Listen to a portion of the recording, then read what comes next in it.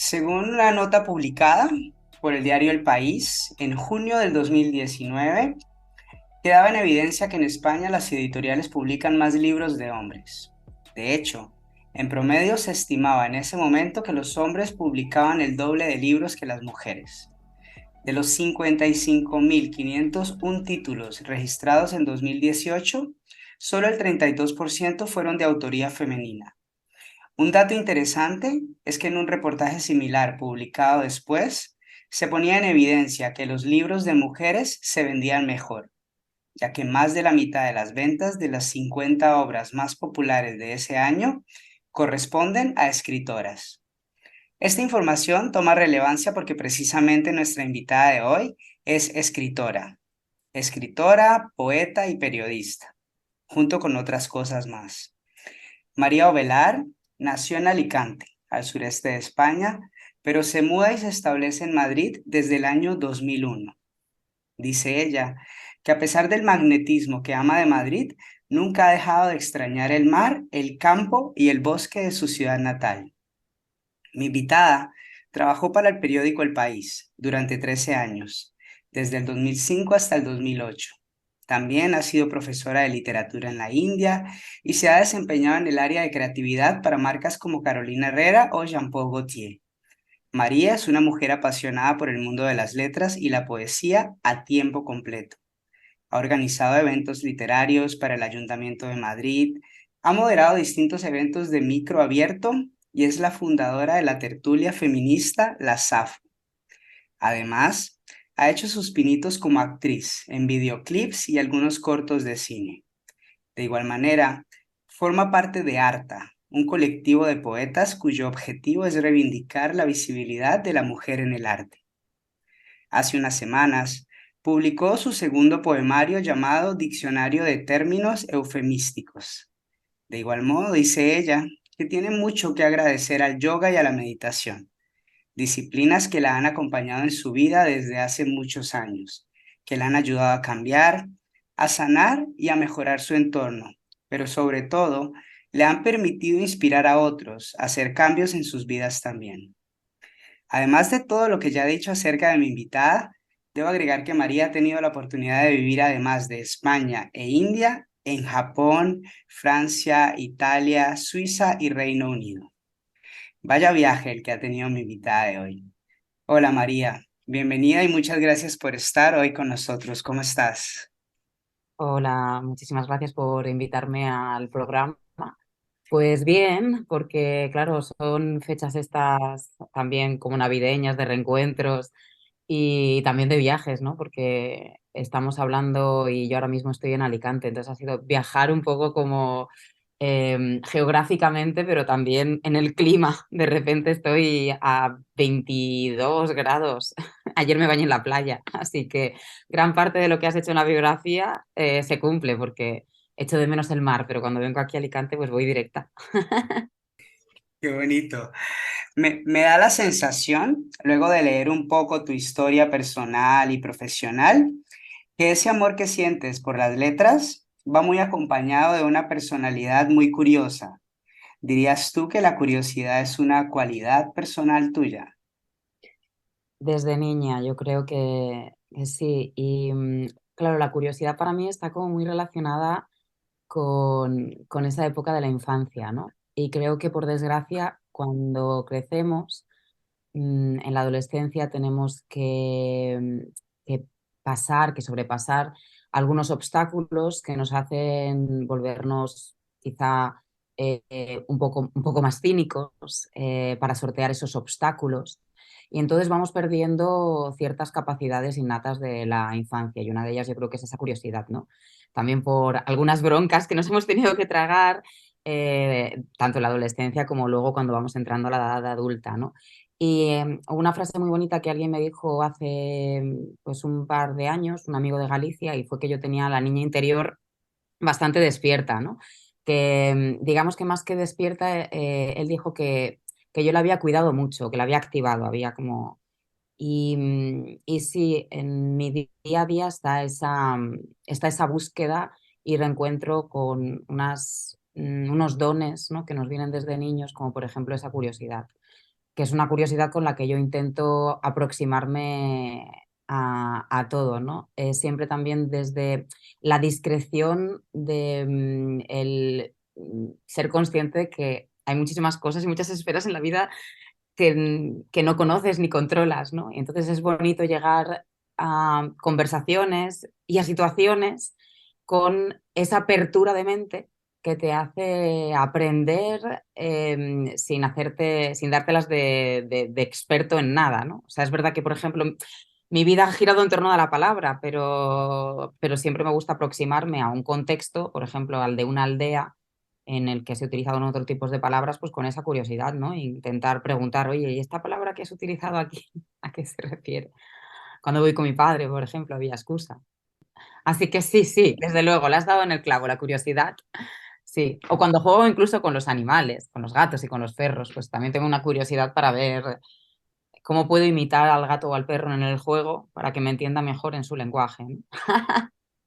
Y con respecto a lo que serían tus relaciones con los demás y a tu vida en general, ¿cuál es el beneficio de ser una mujer curiosa en este ámbito? ¿Cuál es el aporte? Pues yo creo que enriquece mucho a ambas partes, ¿no? Tiendo a pensar que a todos los seres humanos nos gusta sentirnos útiles, reafirmados, escuchados. Y yo creo que cuando en ese intercambio el receptor, el destinatario, está abierto a lo que alguien tiene que contarle y pregunta y se interesa, pues la autoestima de la persona que está hablando aumenta.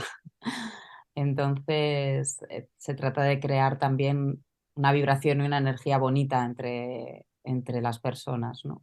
Y claro, ya en cosas así como más prácticas, yo creo que no es, o sea, sobre mi biografía, no es baladí, ¿no? Que al final haya tocado tantos palos diferentes. Es cierto que la palabra me interesa, ¿no? Pero no me he quedado como apoltronada en un sitio estanco. Me he atrevido, he desafiado y me he arriesgado, ¿no?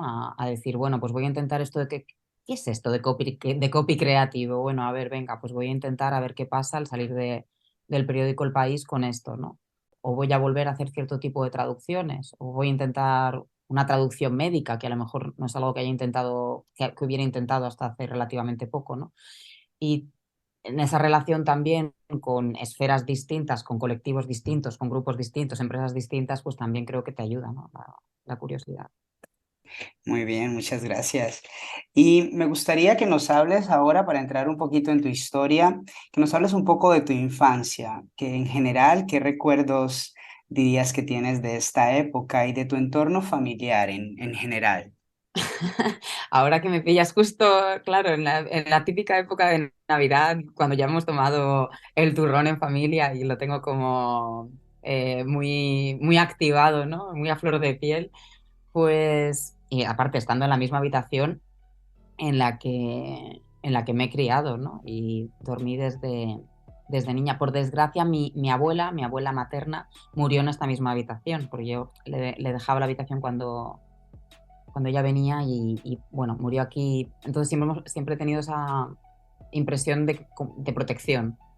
De hecho, este cuarto, que es un cuarto que no es pequeño, o sea, es más grande que, o sea, no sé, mi piso en Madrid, pues a lo mejor es 2 veces o algo así esto, ¿no? O sea, que no es una habitación pequeña, me daba una facilidad para tener una intimidad y poderme dedicar a leer e intentar escribir y a pintar.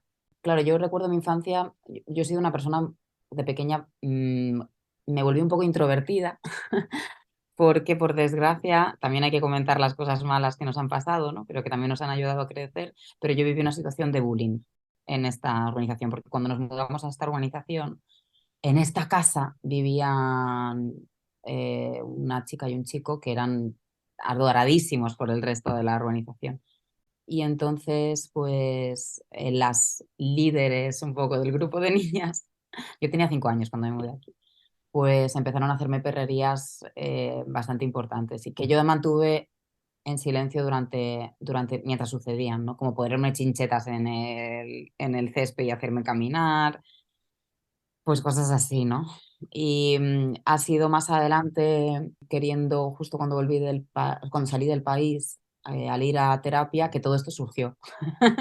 Y entonces yo empecé a ver, ay, pues mira, tenía esto, porque es como algo que yo había borrado un poco de mi memoria, esta parte más oscura o este episodio más dañino, ¿no? Para algo que a lo mejor estaba en mi corazón, que era como las ganas justamente de haber sido curiosa, pues justamente de aproximarme al resto, ¿no? Entonces sí que tuve ahí como unos años. Luego, afortunadamente, las cosas cambiaron, ¿no? Se mudaron aquí también otras personas y esa situación mudó. Pero esto también lo digo sobre todo en un programa como este porque a veces intentamos silenciar capítulos traumáticos de nuestra vida porque necesitamos movernos como para seguir avanzando, ¿no? Entonces nos creamos corazas, nos creamos máscaras, pero claro, la muleta que te ha ayudado a transitar llega un momento en el que ya no funciona y yo creo que es necesario abrir las heridas, ¿no? Rumi tiene esta bonita frase de que la herida es el lugar por donde pasa la luz, así que hay que verlo así también, ¿no?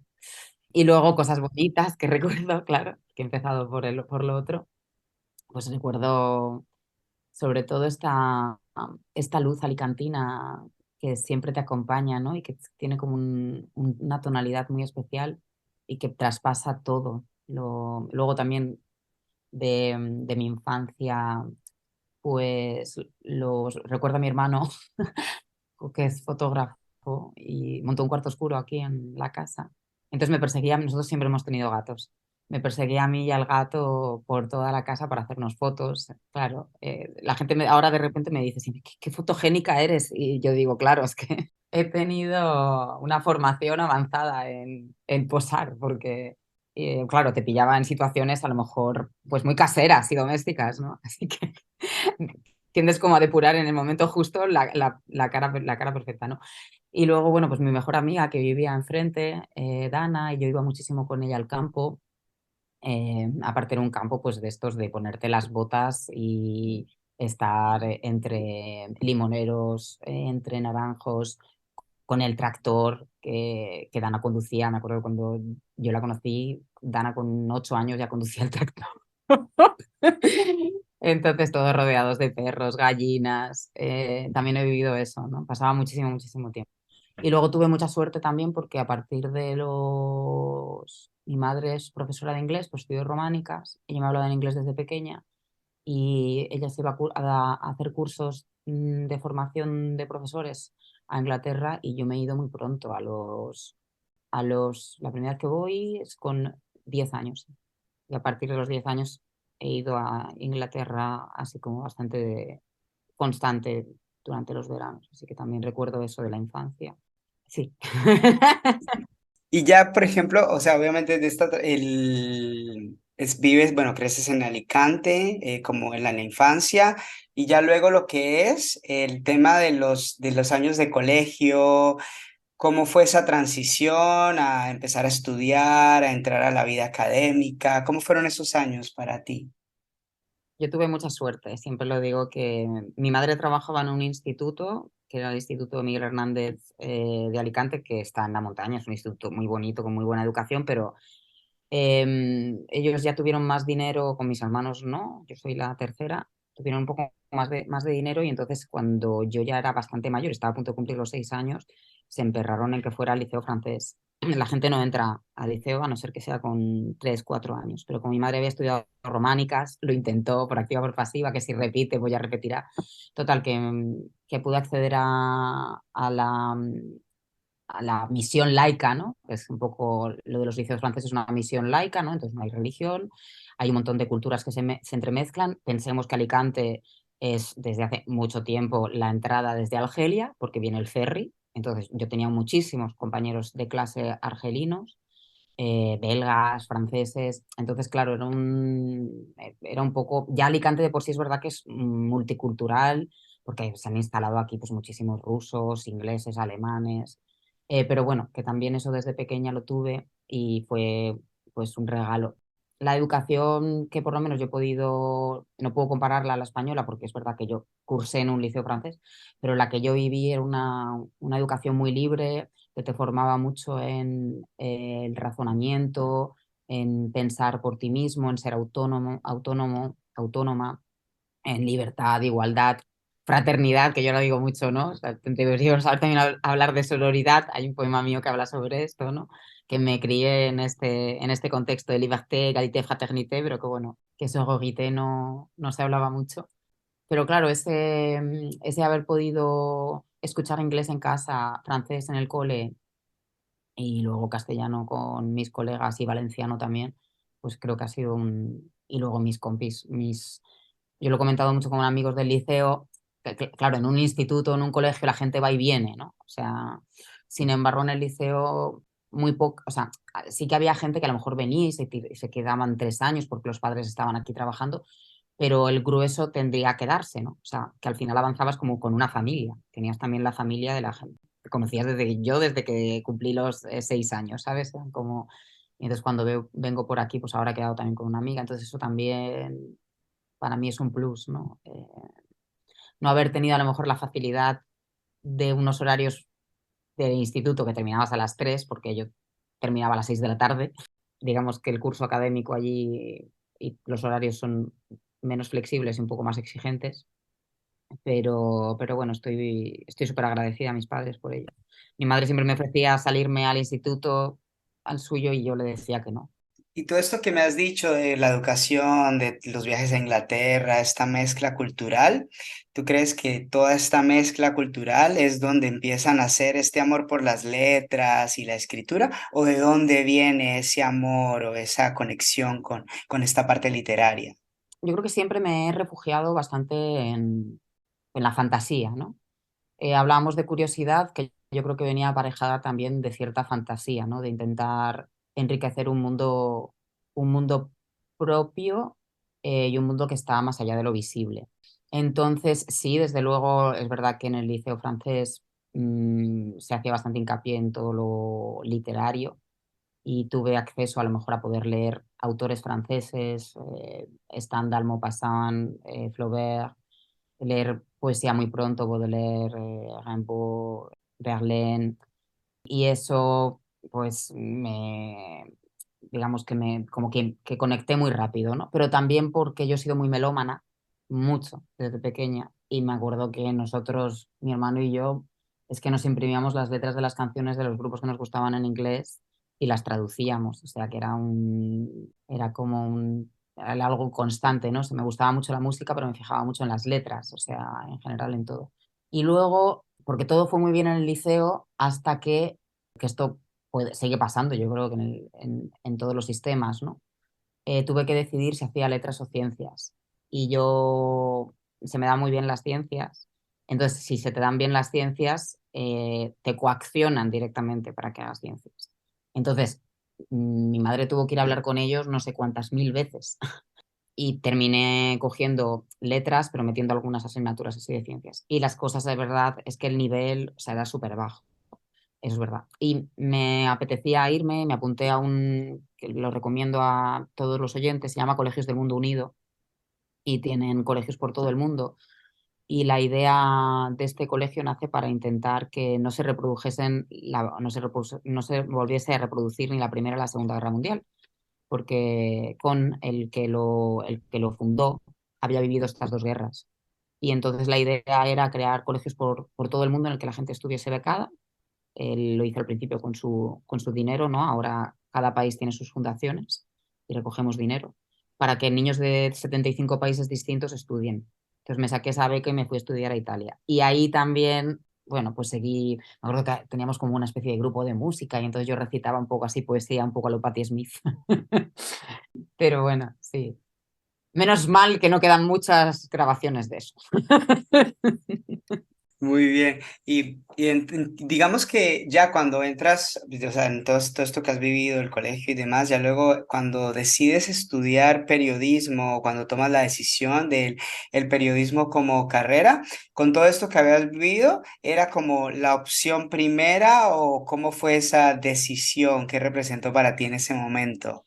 Creo que ahí se cruza el momento del que estabas hablando antes, ¿no? Esa transición de la adolescencia a la edad adulta. Yo había vivido en un colegio así como muy hippie, Bueno, en fin, creo que salió un reportaje en El País cuando la princesa Leonor, ella sí que lo paga, se fue a uno de estos bueno, está en Gales, ella.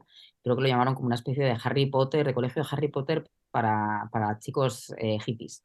Entonces, claro, había gente que estaba en el colegio, son compañeros y tal, que venían de situaciones económicas y también humanas o históricas muy diferentes a las mías. O sea, países a lo mejor como por ejemplo los Balcanes o gente que accedía a esa educación y que si no hubiera accedido a eso no hubiera podido seguir estudiando luego, ¿no? Entonces, muchos de mis compañeros al segundo año se pusieron a hacer SATs, que son los exámenes que tú haces de acceso a las universidades de Estados Unidos. O también se pusieron a hacer exámenes para entrar en en las universidades de Inglaterra. Y bueno, yo y sobre todo los italianos, más bien yo creo que un poco los latinos, estábamos más por la labor de pasar un poco de todo. Entonces yo saqué muy buena nota en el International Baccalaureate, en el bachillerato internacional, pero no me presenté a nada. Y cogí lo que me ofrecieron mis padres. Ahí fue un poco un error, tengo que decir, pero mi cabeza estaba en otro lugar. Y lo que hice básicamente fue hacer lo que mi madre me decía que estaba bien que hiciese, que era traducción e interpretación. A ver, en cierto modo, yo, por ejemplo, terminé yéndome a Italia dentro de estos colegios del mundo unido, pero mi primera opción era irme a Hong Kong, que era lo que yo quería. Pero mi madre era como, ay, eres la última, tal. Y yo dije, bueno, pongo Italia primero y segundo Hong Kong. Fijo que me dan mi segunda opción, porque todo el mundo quiere ir a Italia. Y me dieron la primera y, mm, y claro, yo con el paso de los años he ido aprendiendo, he ido cogiendo más como asertividad, ¿no? He ido haciéndome más fuerte en esta cuestión. Creo que nos atañe a todos este tema, pero más a las mujeres, el tema de la asertividad, ¿no? Se habla mucho. En mi caso creo que influyó pues lo que pasé con el tema del bullying y también haber sido hiperempática. Yo soy hiperempática desde siempre. Entonces, no saber muy bien, ¿no? Cómo tú, o sea, ver que a lo mejor una decisión tuya puede ir a los demás, pero ya ves qué dolor hubiera sido que yo hubiera estudiado una filología, por ejemplo. Pues ninguno. Yo cuando estaba en el liceo quería estudiar o historia del arte o historia. Mi madre decía que eso no tenía salidas, en fin. Y al final tiré un poco por lo que siempre había sido muy buena consejera, mi madre, para el tema de la educación. Confiaba mucho también por el tema de lo del liceo. Pero yo reconozco que me equivoqué. Porque traducción e interpretación, a ver, lo bueno que tuvo fue que, o sea, lo que sí que dije, bueno, lo del japonés, que ya a mí me pirraba Japón. O sea, yo estaba como, me encantaba Japón.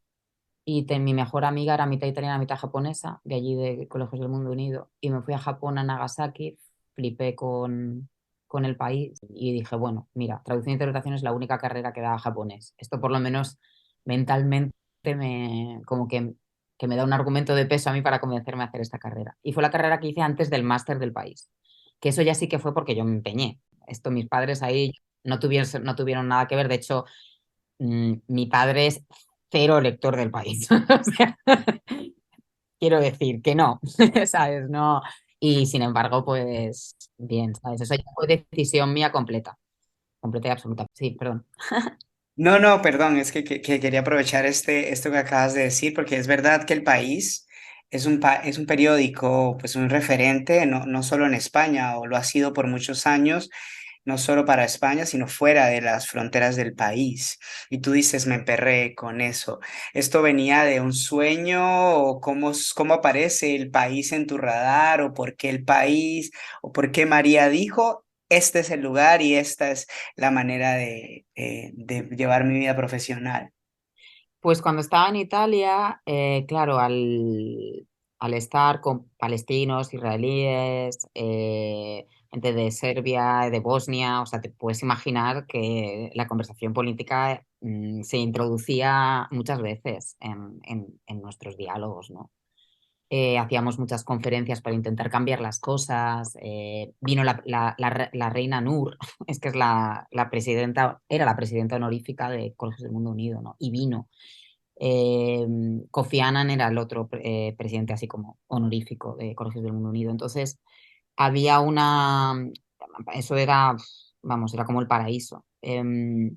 Justo donde estaban todas las oficinas, o sea, el colegio estaba Duino, que es donde escribió Rilke, el poeta, las elegías, ¿no? Y las elegías de Duino. Y entonces el colegio y todos los edificios estaban repartidos por este pueblo al lado, o sea, como hay un castillo que es súper bonito y que es el castillo de Miramar, y luego está todo el Adriático, o sea, que es una zona con el mar ahí maravillosa y tal, ¿no? Y en el edificio donde estaban las oficinas había una sala solo dedicada a los periódicos, solo. Entonces tenías desde Der Spiegel a The Guardian, al Independent, al New York Times, o sea, era una pasada. Y bueno, en tus autos libros podías ir allí, sentarte, tenían el país. Entonces, pues empecé a leerlo de manera asidua y yo me acuerdo que tenía un cuaderno, que era un cuaderno en el que yo iba apuntando medio por ahí, ¿sabes? Me gustaba mucho la historia. Iba apuntando, pues, presidente el FMI, no sé qué tal, o sea, apuntaba como cosas de conflictos, pues no sé por qué. Igual que tenía un cuaderno desde pequeña en el que apuntaba palabras, pues empecé a apuntar este tipo de cuestiones y siempre me quedó ahí, ¿no? Cuando mi madre me propone traducción e interpretación, que yo estoy como también diciendo, oye, esto de periodismo y tal, tenemos un amigo que es de aquí, de Alicante, que él había hecho traducción e interpretación en Alicante y el máster del país y luego había empezado a trabajar en el periódico de información. Y yo dije, vale, o sea, es como o sea, quiero decir que es una trayectoria que no ha hecho solo, que no se me ocurre solo a mí. Es decir, puedes entrar al máster del país habiendo hecho traducción e interpretación, porque en mi época es que se presentaba, ahora no se presenta tanta gente al máster, pero es que en mi época todo el mundo quería hacerlo. Entonces era mucha gente, yo decía, claro, seguro, pensaba, a lo mejor solo cogen a las personas que han estudiado periodismo, pero para nada. Es que en mi año, por ejemplo, que éramos 40, había 17 personas de periodismo y el resto veníamos de, que si una de derecho, dos de traducción e interpretación, o sea, había gente un poco había también un filólogo, o sea, que empresariales, económicas, o sea, que había un poco de gente y eso, claro, también, y luego, porque siempre ha sido un poco para mí un referente, incluso cuando estaba en el liceo, de la libertad, ¿no? O sea, hay que pensar que cuando sucede el golpe de Estado, ¿no? El intento del golpe de Estado del 23F, el país no para máquinas, sino que decide imprimir. Los que estaban en la imprenta, por cierto, que no eran los periodistas, ¿no? O sea, los de la imprenta son unos héroes, porque a lo mejor al que está ahí imprimiendo, o sea, podría importarle menos, ¿no? Me voy a mi casa, ¿no? Después de lo que había pasado, ostras, que es que veníamos de una dictadura de 40 años. El operario podría haber, y no, que se quedaron e imprimieron, ¿no? Se plantaron cada todo sin saber muy bien lo que iba a pasar. Entonces, bueno, también, claro, tenían reportajes de investigación increíbles. Yo me quedé anonadada, la verdad, cuando recibíamos el periódico allí en Italia. Un poco también por ese afán de contar historias todos los días, ¿no? A un lector. Ah, pues mira, qué interesante. Y también has trabajado como copy creativa de marcas como Carolina Herrera o Jean-Paul Gaultier. Háblanos un poco de estos trabajos que imagino que tendrán una relación muy directa con lo que hacías en el periódico, pero es otro mundo relativamente distinto, ¿no?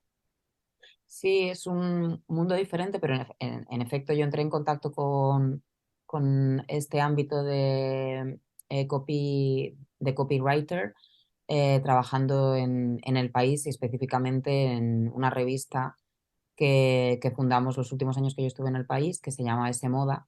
Y entonces en un momento dado, Carolina Herrera, que pertenece al grupo Puig, el grupo Puig está en Barcelona, pero claro, tienen muchas marcas que en realidad están localizadas fuera, ¿no? Como por ejemplo en el caso de Carolina Herrera, ¿no? Que están en Nueva York, pero bueno, Carolina Herrera es venezolana, pero pertenece al grupo Puig, que es catalán. Entonces, esto de copywriter, normalmente, pues por ejemplo, si tienes al grupo L'Oréal, ¿no? Va a coger a copywriters que sean de Francia, porque L'Oréal está allí, pero Puig aquí sí que necesitaba más bien a gente que, pero claro, que hablara varios idiomas. O sea, estaban buscando a alguien que hablara francés, que hablara inglés, lo mismo con Jean-Paul Gaultier, lo mismo con Prada, que también pertenecen a Puig, ¿no? Y claro, era muy creativo porque yo he generado discursos, guiones, y a mí eso me chifla. O sea, por ejemplo, en febrero del año 2019 hicimos como un evento todo alrededor del empoderamiento de la mujer en Nueva York y había muchísimos actos y generaba pues los discursos de esos actos antes de la cena, luego pequeños píldoras de vídeos que se colgaban online, por ejemplo, qué es el empoderamiento según Carolina Herrera, ¿no? 7 dones o características que pueden empoderar y que pueden aumentar la autoestima. O sea, todo es crear contenido. Hay un momento en el que mi desencanto con el periodismo viene porque Juan Luis de Brián, ¿no? Que es el primero o sea, el presidente de Prisa, ¿no? Que por cierto era director del periódico cuando pasa lo del 23F, etcétera, pues Juan Luis de Brián nos dice en una reunión que los periodistas nos hemos convertido en generadores de contenido y generadores de contenidos para marcas. Porque cuando viene la crisis económica, la gran recesión del año 2008, los periódicos en España que se vendían muy bien en el kiosco no se venden. Entonces aquí todo eso se capea y se maquilla con una cosa que no sucedió en Francia, por ejemplo, que ahí cuando sucede la crisis, la gran recesión, viven una crisis muy importante de los periódicos, pero aquí se intenta maquillar con el tema de los coleccionables, los DVDs, la vajilla, los libros, pero claro, llega un momento en el que a la gente ya no le cabe un DVD en casa. Y entonces yo me acuerdo de La Razón, que no sé si los oyentes recordarán esto, que hubo un momento que repartía croissants para vender el periódico por la mañana. Entonces, claro, ya eso, yo creo que el tema del croissant es como que ya ese modelo económico se satura, ¿no? Y entonces claro, la recesión económica se une también a una crisis o sea, estructural, no coyuntural, del periodismo. La gente ya no confía tanto en el periódico en papel como en lo online, ¿no? Entonces ahí es cuando entran las marcas, porque si tú al principio estabas, en el momento de los coleccionables, estabas pagando a tus periodistas 33%, por decirlo de alguna manera. Esto lo explica Ignacio Ramonet en un reportaje. Bueno, 33% coleccionables, 33% lo que se compra el periódico en el kiosco, 33% de la publicidad. Cuando todo es total, casi todo se sufraga con el dinero de la publicidad, de los anunciantes. Entonces yo ya dije, mira, para esto, también con todo el estrés que hay, yo empiezo también a priorizar otro estilo de vida. Entraba muy pronto, salía tardísimo del periódico y dije, no. Aparte que, por desgracia, hubo una situación así bastante muy, muy tensa en el periódico. No en el periódico, más bien en la revista, en ese moda. Mi redactora jefe murió con 41 años de un ataque al corazón. O sea, yo creo para mí de toda la ansiedad y el estrés que había, ¿no? Y entonces dije, mira, si para esto ya yo directamente hablo con las marcas y trabajo para ellas. Si es que no. Y así empecé. Y la verdad es que muy bien hasta que llegó la pandemia. Y digamos, todo esto que ibas pasando, ¿no? De todo esto que estaba pasando en tu carrera, toda esta versatilidad que estaba apareciendo y estas nuevas oportunidades, ¿en ese momento ya existía la idea de escribir un libro o cuando empieza a aparecer este deseo de convertir todo esto que escribías o todo esto que te gustaba plasmar en papel, convertirlo en un texto personal? Claro, paralelamente yo seguía escribiendo, ¿no? Desde pequeña, o sea, paralelamente a toda esta vertiente más académica, oficiosa, ¿no? Por Robajín, en silencio, yo escribía. Que si al principio en los márgenes de los cuadernos en el colegio, cuando no estaba todavía enamorada de nadie y ya escribía poemas de amor, ¿no? Que supongo que le habrá pasado a muchas y a muchos de los oyentes.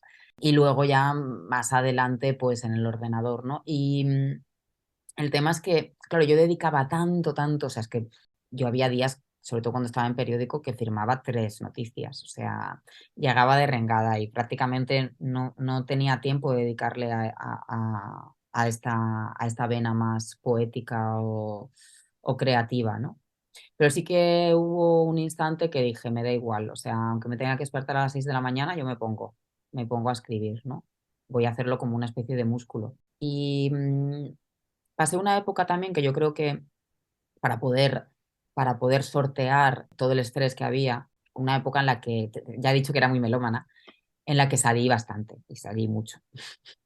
Entonces yo llegaba de marcha a lo mejor a las 6 de la mañana o así y abría el ordenador y me ponía a escribir. Y me ponía a escribir cosas sobre la noche que habían sucedido, ¿no? Aparte de los poemas. Cuando me voy del país en febrero del año 2018, yo enseguida monto Jueves de Poesía, que es un formato en el que todas las semanas, se ve que yo no podía estarme quieta porque esto es muchísimo trabajo, encima gratis, todas las semanas reunía a poetas para que hablasen sobre un tema. Entonces reflexionábamos, por ejemplo, sobre el sonido del silencio en la poesía. Luego también había temas dedicados, pues el tema que pasó también con la guerra. Yo al final siempre soy un poco periodística, ¿no? Siria, ¿no? El tema de los refugiados con Siria. Pues conocí a una poeta que era farmacéutica y poeta y premiada y que había venido desde Siria, ¿no? Y entonces dijimos, bueno, pues venga, voy a hacer también una jornada toda dedicada a Siria. Y después de esa mesa redonda hacíamos un micro abierto. Los poetas en Madrid, por lo menos los que yo conozco, por desgracia, a ver, ahí se tiene a veces un poco de ego, ¿no? Entonces, si tú no plantas un micro abierto, la gente no viene. ¿Qué empezó a pasar? Que la mesa era bastante interesante. Entonces, la gente empezó a venir porque había un micro abierto y no sabían a qué hora iba a empezar, porque depende de cuánto durara la mesa. A veces duraba más, a veces duraba menos. Y vieron que la mesa era interesante y empezaron a venir pronto para ver la mesa también. Esto se hacía en la Fuente de la Virgen, que estaba en la calle Salitre, que ya cerró ese bar, que no era un bar muy grande, pero se llenaba. Vamos.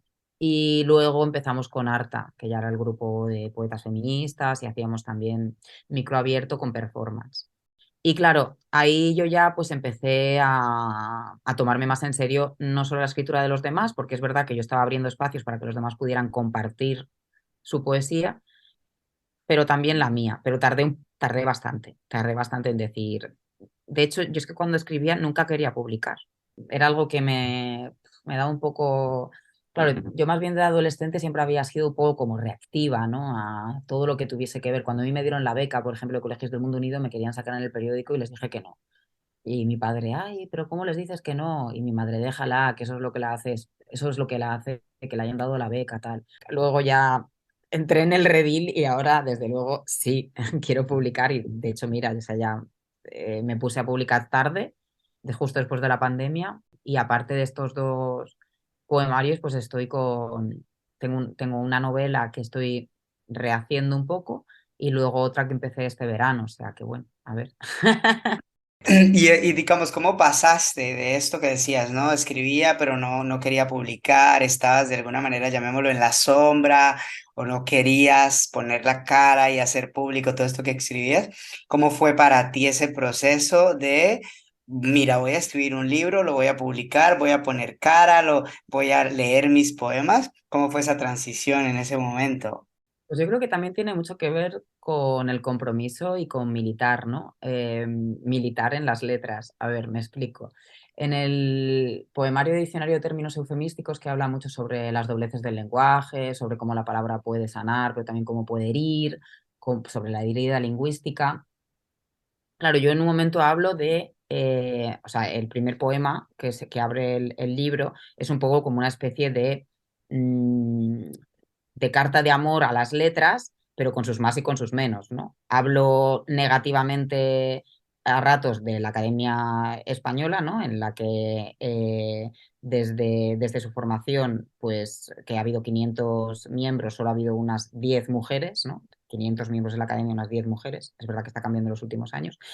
Hablo de eso, pero también hablo justamente, hay una frase que dice algo así como, cuando empecé a militar para recuperar nuestra voz tapiada por la grúa del canon occidental, ¿no? Tú abrías este encuentro de hoy citando unas cifras sobre cuántas mujeres publican libros, ¿no? Y sin embargo, hay muchísimas mujeres que escriben. Y podríamos hablar de lo mismo también con respecto a los premios. Entonces, supongo que también han influido dos cosas. Una, la exposición de mi nombre ya cuando empiezo a publicar en el periódico, ¿no? Como María Ovelar, y ahí ya hay una exposición, ya estoy publicando, de cierto modo. Y luego, por el otro, pues un compromiso viendo que, por ejemplo, en el periódico ha habido, yo ahora no estoy allí en la redacción y no sé cómo es, pero no tengo ningún problema en decirlo aquí, en la novela también sale, ha habido muchísimo machismo. Yo quise hacer reseñas musicales en un suplemento que era el EP3 y fue imposible. Y de todos los críticos musicales, en aquella época solo estaba Beatriz G. Aranda, que era sistemáticamente ridiculizada, no por las reseñas que hiciese, sino como, o sea, por su físico, ¿sabes? O sea, quiero decir, y no ridiculizada porque es muy guapa y tal, sino que hablaban de ella, ¿sabes? Ella no estaba en la redacción, pero yo sí. Entonces eran todo hombres y yo, y escuchando. Entonces, claro, que yo creo que después de transitar por este tipo de situaciones en las que tú de pequeña has creído que el mundo es igualitario, porque te ha parecido o has creído, tus padres te han inculcado, te han dado lo mismo que a tu hermano, ¿no? No te han tratado con menos, no han tratado a él con más favoritismos que a ti, pues te piensas que todo va a ser así cuando empiezas a salir y ves que no, ya el publicar se convierte en un compromiso, o sea, se convierte en no puedo estar yo abriendo micros abiertos hablando de que el editor de la editorial Visor dice que por cada poeta mediocre mujer hay 5 poetas buenos. Esto hace mucho tiempo, salió en una entrevista en El Cultural, no lo he vuelto a repetir y de hecho ha publicado a varias mujeres. Visor publica mucho mujeres y en el premio publica muchas mujeres, o sea que ha cambiado, supongo que no sé si por el Michu, la manada desde el 2018 ha cambiado de opinión, pero había que hacer algo, claro. Por eso nosotros también montamos Arta. O sea, yo monto un colectivo que se llama Arta, en el que le estamos intentando dar voz y visibilidad, y es que al final la visibilidad pasa por publicar. Y en tu vida personal, pues ya de alguna manera lo estabas trayendo a la conversación, pero el movimiento feminista tiene un lugar como muy importante, ¿no? En tu trabajo personal, en tu escritura. ¿Cuáles fueron esos primeros acercamientos que tuviste tú misma con el feminismo? ¿O cómo entra María el feminismo? ¿O cómo entra el feminismo a la vida de María? Mm. Mi despertar, he de decir que también fue, o sea, a ver, iba a decir que mi despertar fue tardío. Yo desperté a lo mejor tarde a ciertos comportamientos que se estaban dando en la sociedad, ¿no?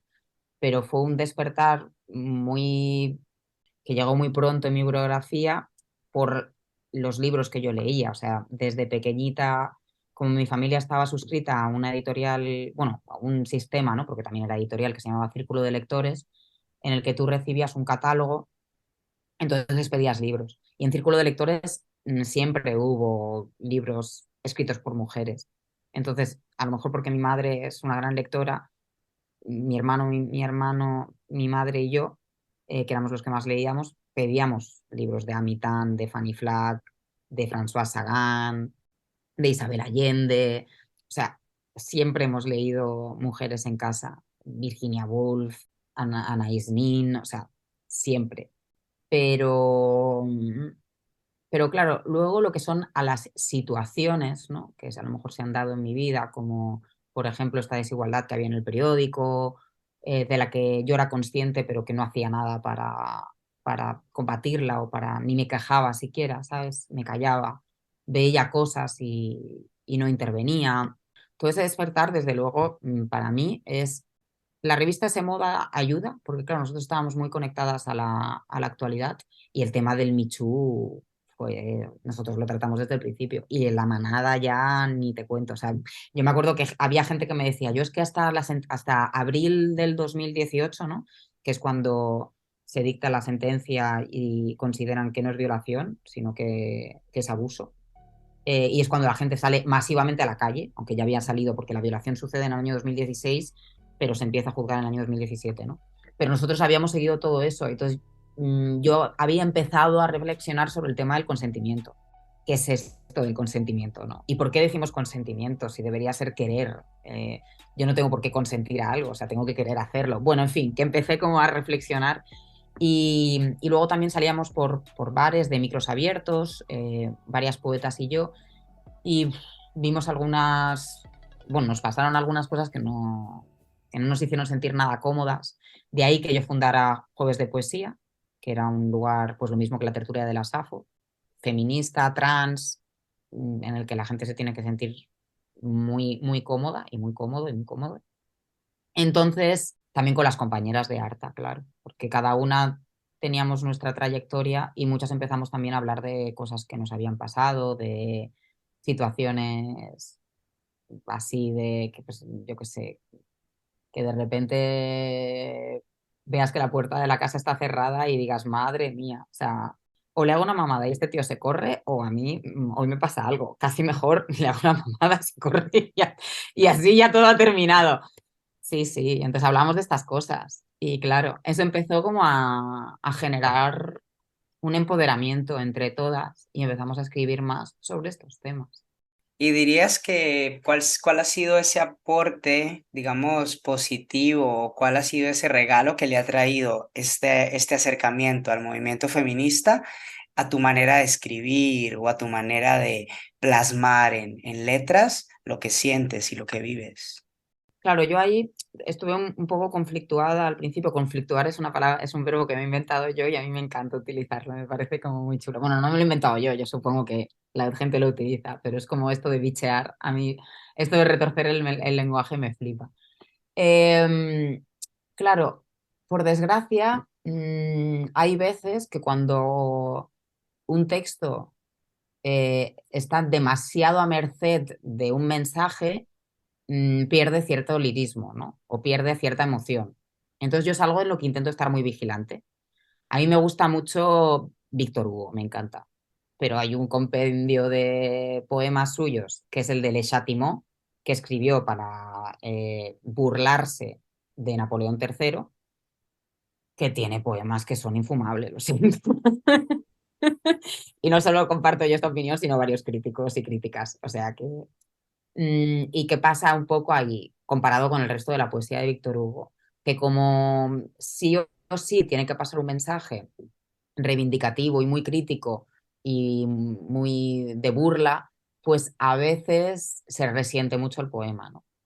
Y yo es algo que intento tener en cuenta, ¿no? No estar solo en la poesía ensimismada o en el arte por el arte de Théophile Gautier, sino que también tengo un mensaje, pero no olvidarme de la parte emocional. O sea, yo no escribo única, o sea, no soy una escritora ni en ficción ni en poesía únicamente de cabeza. O sea, yo escribo o con el primer poemario, Las Oceánicas, de hecho, está escrito casi todo con el estómago, pero casi todos. Es un poemario de estómago. Este segundo, de Diccionario de Términos Eufemísticos, como sí que tenía un concepto, este tema de contrastar definiciones del diccionario de la Real Academia Española a poemas para reflexionar sobre donde el diccionario se quede corto, recurre a la poesía, pues claro, ahí como sí que había un concepto, hay algunos poemas que naturalmente sí que tienen una tesis desde el principio. Pero bueno, yo me dejo sorprender también. No, se dice que hay escritores mapa y escritores brújula. Yo puedo tener un minimapa y al final irme orientando un poco por intuición. Entonces a mí me gusta decir que yo soy una escritora faro. Tengo un faro ahí, ¿no? Como en el mar, por eso como soy tan marina y tan oceánica, pues tengo un faro, entonces yo más o menos sé dónde voy, pero no me lo fijo todo de antemano con un mapa porque a mí me corta las alas. Pero entiendo que ahora hay a otras personas que no. Y hablando de mapa, casualmente, has vivido en Japón, has vivido en India, en Francia, en Italia, Suiza y el Reino Unido. ¿Qué te dirías que te dejaron a nivel personal todas estas experiencias culturales al día de hoy? ¿Cuál dirías tú que es lo que marca a María de esas experiencias culturales que tuvo desde temprana edad? Pues hablando de despertar, ¿no? Yo creo que cada viaje es un despertar. Y si tienes curiosidad y no intentas, o sea, y vas como abierto a las costumbres, a los ritos, a las ceremonias, a los sonidos, a los olores, al tacto de esa cultura, te llevas mucho que encima se va contigo y también puedes repartir entre tus amistades y tu círculo familiar cuando vuelves, ¿no? Porque se te pega la piel, ¿no? Si realmente estás abierto, pues muchas de esas maneras de ver el mundo terminan por influirte y por condicionarte, ¿no? En el caso, por ejemplo, de Japón, pues yo siempre estuve fascinada, ¿no? Por esa manera que tienen de coger lo ajeno y depurarlo estéticamente hasta que queda como la médula o el esqueleto y hacer, por ejemplo, a mí hay un libro que me encanta que se llama El elogio de la sombra de Tanizaki y que habla un poco de la belleza que refulge en la oscuridad de las casas, de la arquitectura y de las esculturas y de los objetos cotidianos como una taza japonesas, ¿no? Y toda esa manera de ver el arte a mí me fascina, ¿no? El hacer con muy poco, porque también en eso son unos expertos. Los jardines zen, los templos de madera, que por desgracia, se lo sabemos, ¿no? Se han quemado muchas veces, entonces han tenido que reconstruirlos, pero bueno, también es así la vida, ¿no? De contingente y de incertera, ¿no? Que todo es transitorio. Entonces también en Japón tienes esos contrastes. Japón también es puro contraste, ¿no? El contraste entre la tradición y la modernidad absoluta. Luego que de repente tengan un sabor nuevo como el umami, ¿no?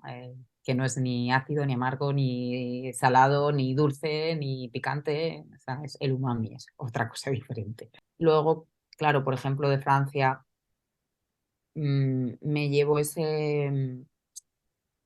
como esa defensa que hacen de lo rural, entre otras cosas. Desde pequeña yo lo veía, ¿no? Estudiando en el liceo, cuando veías geografía y veías, bueno, la política agraria común, que ellos se empeñaron mucho en ella, como a los agricultores los tienen en un pedestal, ¿no? Y aquí, en España, Zamora un poco, ¿no? Que es de donde es el pueblo de mi padre, pues es como una despensa de España y está abandonadísimo todo, ¿no? No tienen nada que ver con Francia. Y luego también ese amor por la cultura, ¿no? Esos programas, que en la televisión, por ejemplo, la cultura siempre haya tenido un lugar prioritario, tanto de Francia como de Japón, el tema de la comida, que me fascina, o los vinos en el caso de Francia.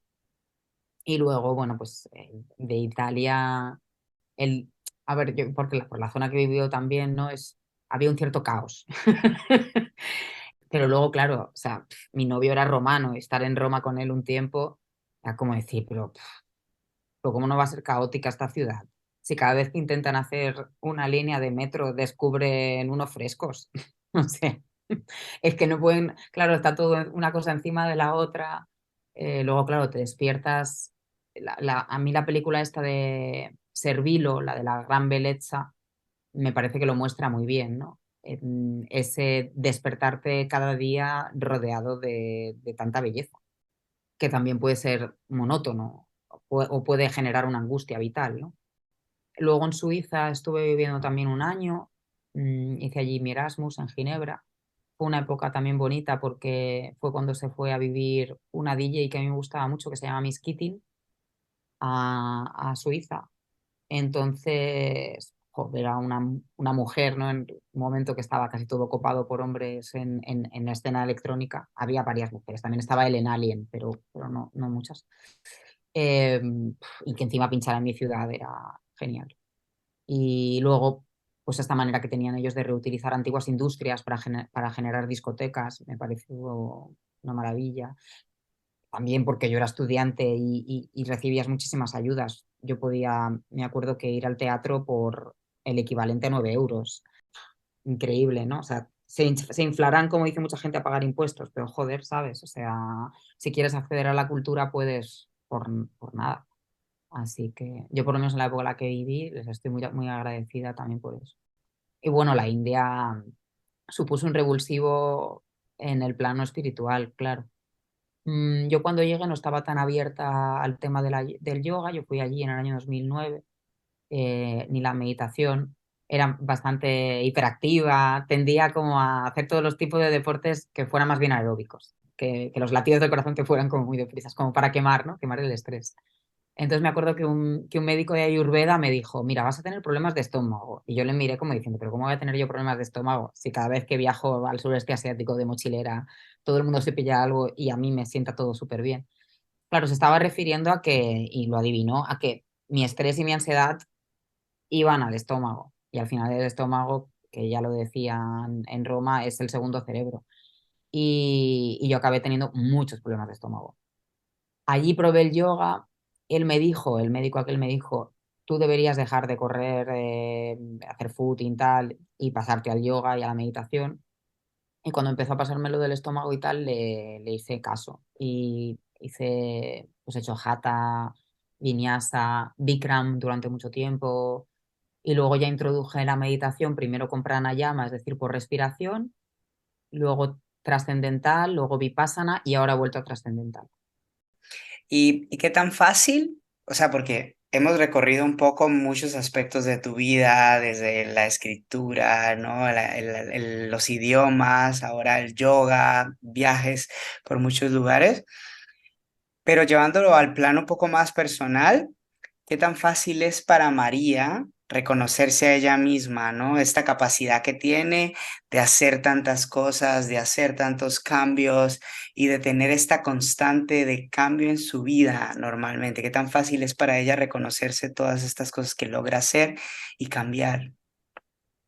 Vale, a ver si he entendido bien la pregunta. O sea, ¿te refieres a cómo de fácil es para mí, o sea, reafirmarme en esto o reconocer que tengo esa actitud? Normalmente, obviamente, los seres humanos nos enfocamos mucho en el logro, etcétera, pero a veces también hay una tendencia a quiero más, quiero más, quiero más, pero en tu naturaleza, ¿qué tan fácil es reconocerte a ti misma estos logros, estos cambios, estas transiciones, estas decisiones?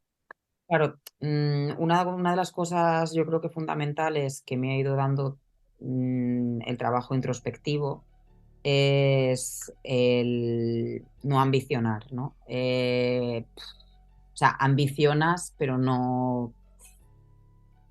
Claro, digamos que antes hablábamos también de la mujer, ¿no? Y de el reconocimiento que te dan los demás. Em, yo a veces me pregunto, bueno, ¿cuánto de mí? Porque, por ejemplo, el traducción e interpretación, pues tengo claro que tampoco lo elegí yo al 100%, ¿no? Esto que estoy haciendo ahora de haberme tomado un tiempo, de estar haciendo prácticamente casi ninguna traducción, de no hacer nada de copy creativa, etcétera, para poder estar con la novela, ostras, para alguien cuya familia viene de un medio rural y que han querido que sus hijos tuviesen un sueldo fijo, fuesen funcionarios, pues es un paso importante porque claro, te estás arriesgando, ¿no? Yo no voy a poder vivir de la poesía, es casi imposible, ni de las novelas, es que es muy difícil. En un país como España, en el que se publican tantos libros, tantos títulos, pero que se hacen unas tiradas tan cortas de libros, si un autor percibe un 0,10, pues no. Entonces, eso ya lo aceptas pero también te quedas con otras cosas, ¿no? Más bien lo que ambicionas es ser feliz, es tener salud, es disfrutar con amigos, con amigas. em, es un poco también reconocer, ¿no? O aceptar bueno, que puedes pasar periodos en la vida en los que no estés ganando dinero y estés generando gastos. Pues te lo permites, si puedes permitírtelo, ¿sabes? Eres un o una afortunada. Y, y claro, no tener esa angustia vital por ahorrar, ¿no? Si puedes permitirte. Lo triste realmente es que este país, ¿no? España, pues la mayoría de la gente que se dedica al arte tiene que dedicarse al arte como si fuera un hobby. O sea, aquí se lleva años hablando a ver si, estábamos hablando también de Francia, ¿no? A ver si se aplica ya lo de los intermitentes en Francia, ¿no? En Francia, desde luego, a lo mejor en mi situación, si yo hubiera decidido escribir en francés, y es una cosa que me planteo también, me planteo traducir el libro, el segundo, porque habla mucho también de Francia y el lenguaje al francés, pues seguramente podría vivir de lo que hago, de los eventos culturales que programo, etcétera. Ahora voy a hacer uno sí para 21 distritos que se me va a pagar, pero no es una constante. Y con esto que acabas de decir, o sea, España es un país donde vivir del arte, acabas de decir, es como muy difícil vivir de la poesía. Pero si tú lo miras en perspectiva, o sea, tienes muchos años haciendo de alguna manera lo que te da la gana, ¿no? Estas tertulias, estos micros abiertos, escribiendo o publicando, o sea, literalmente vives del arte. ¿Cómo te hace sentir eso en un país donde es difícil vivir de ello? Bien, claro, pero a la vez me encanta otra vez conflictuada. Sí, a ver, como viviendo en una contradicción, porque te tienes que pelear mucho, claro, y tienes que llamar a un montón de puertas y tienes que mostrar un montón de cosas. Y yo, por ejemplo, no soy una persona que esté constantemente alimentando redes sociales. Y para dedicarte a lo que me estoy dedicando yo ahora, pues sí que tienes que estar muy, muy encima y colgando vídeos todo el rato.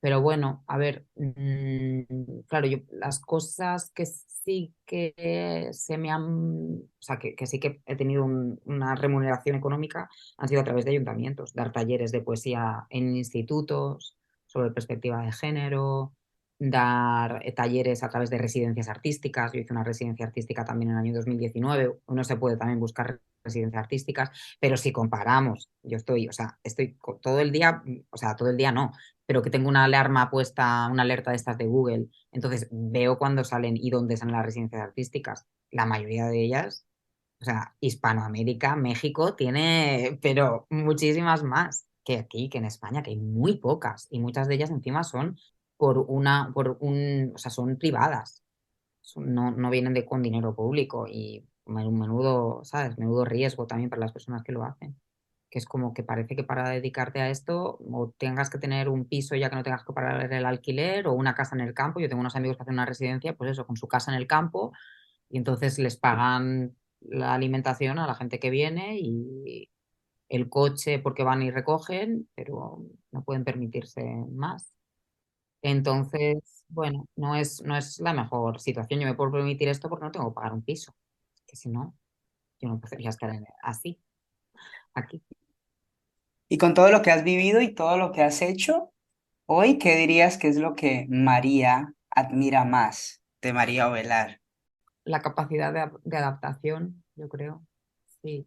La niña interior, la risa, la, la búsqueda constante, pero sin buscar un resultado o una respuesta específica. Un poco esa voluntad de dejarse sorprender también. Y si durante toda esta charla tus padres hubieran estado sentados a tu lado y hubieran escuchado todo lo que hemos hablado, todo esto que me has contado, ¿qué dirías que para ellos representa más orgullo de todo lo que has logrado hasta hoy como mujer y como persona? Mm, mm, Pues seguramente este tema también de la asertividad, ¿no? Ahora, de la seguridad, de ir construyendo, haber sido también inspiración para otras personas, ¿no? A través, a lo mejor, por ejemplo, del colectivo de colegios del Mundo Unido, en el que damos becas a alumnos, a través de estas plataformas como Arta o como la SAFO, haberme atrevido, ¿no? a viajar fuera, haber perseguido yo mis propias becas. La beca también, por ejemplo, para irme a Italia con 16 años fue cosa mía. Mi madre creía que era una secta al principio. Así que yo en las cosas que luego al final me puedo equivocar, ¿no? Pero bueno, ellos saben que desde pequeña he tenido como mucha pasión por las letras y supongo que ver también que de repente pues he decidido publicar, también les gusta, ¿no? Sí. Pues María, muchas gracias por tus palabras, pero sobre todo por tu apertura y darnos esta oportunidad de conocerte un poco más. ¿Algo que no hayas dicho o que no hayas compartido que te gustaría agregar antes de terminar nuestra charla? Pues bueno, los animales y el medio ambiente, yo creo, que me han quedado ahí.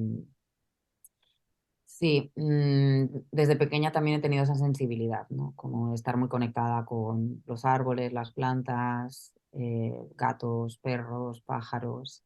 Y a lo mejor esa búsqueda constante de un nuevo lenguaje se debe también a esa facultad que yo creo que tenemos todos de relacionarnos y expresarnos y comunicarnos con especies que creemos que están muy alejadas de la nuestra, pero que no es así.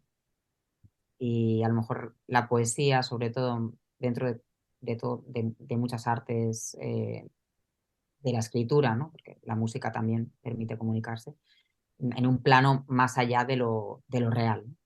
Sí, creo que añadiría eso. Y para aquellas personas que tal vez quieran conocerte un poco más, o que quieran conectar con tu trabajo, tus libros, tus publicaciones, ¿en dónde te podrían encontrar o cómo? Sí, los libros Las Oceánicas y Diccionario de Términos Eufemísticos, que son los dos libros de poemas, están publicados con la editorial Valparaíso.